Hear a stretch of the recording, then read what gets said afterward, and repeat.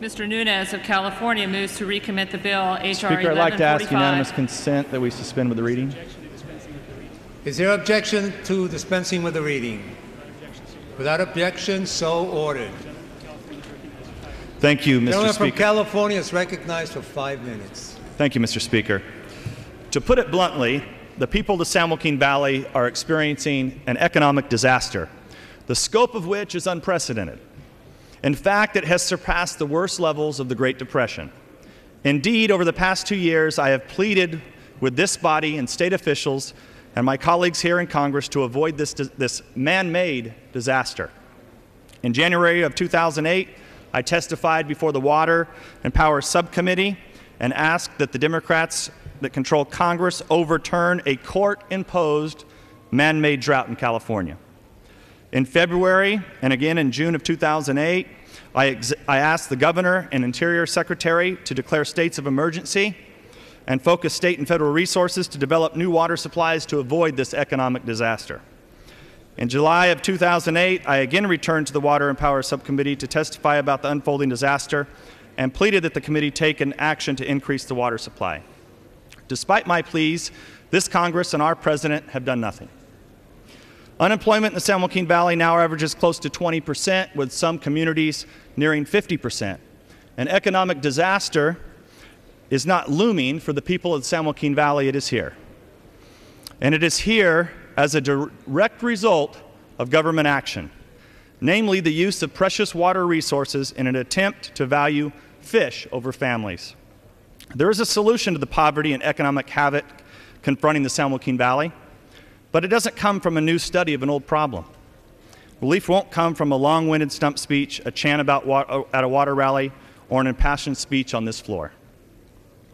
It has to come through legislative action by this body. I have introduced a no-cost bill that would provide immediate relief to suffering Californians. And just last week, Secretary of the Interior Salazar announced $260 million of stimulus money to address the crisis in California, but not $1 came to mitigate the effects of the southern San Joaquin Valley. My colleagues on the other side of the aisle should be outraged. They expressed outrage for the last administration's alleged failure to deal with the consequences of Hurricane Katrina. But they have said nothing about the current administration's failure to undertake a single act to address this ongoing disaster. The folks in the San Joaquin Valley have had to resort to finding assistance from food banks. I'd like to draw your attention to this picture here. Kristen Reyes, age 3, and his brother Kelvin Reyes, age 5, were turned away from a local food bank just recently. Additionally, there was additional 50 families that were turned away that day. Let me make it clear. We're not asking for a $1 billion bailout. We're not even asking for $1. All we need is this Congress to move emergency legislation that would allow the Delta pumps to return to historic export levels. Unfortunately, the underlying bill does nothing to resolve this crisis. Therefore, the Republicans have had to resort to offering a motion to recommit that directs the President to account for the economic impacts of cutting off water to families and dedicating this precious resource to a 3-inch minnow called the Delta Smelt that I want to draw your attention to. This is absolutely ridiculous. This is a national disgrace when the breadbasket of the world cannot even feed the people that live and work there. When a government is unable to provide citizens access to a reliable water supply, the government has failed. We need to be part of the solution, not the problem. It's time to stop valuing fish over families. Pass this motion to recommit and send a message to the people of the San Joaquin Valley that at a minimum you are willing to own up to the problem that this Congress has created. And with that, Mr. Speaker, I yield back the balance of my time. The remainder of my time. I thank the gentleman for yielding, and I agree with his decision to accept this amendment. I just want to say that it's not as easy as my colleague from California has suggested. This is a long statewide water system that serves many different interests. You can turn on the pumps, as he says. The pumps are on. You can send more water to the Central Valley and move the unemployment to the farmers in the Delta region, to the farm workers in the Delta region. We've already unemployed thousands of fishermen, thousands of shoreside businesses.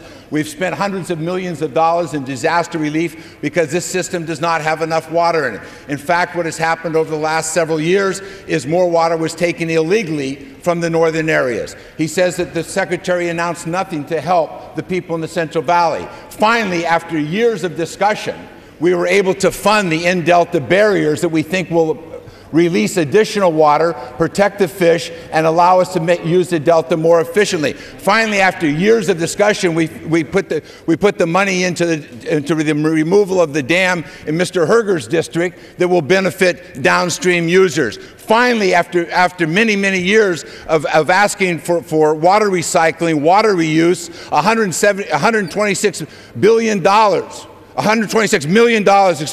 was put in for the cities in Southern California so they can start the process of recycling, reusing water, and taking the pressure off the Central Valley farmers, taking the pressure off of the Delta areas. That's the kind of coordinated activity that has finally begun under the Obama administration. It simply didn't happen under the previous administration. There were no new water recycling projects of any significance.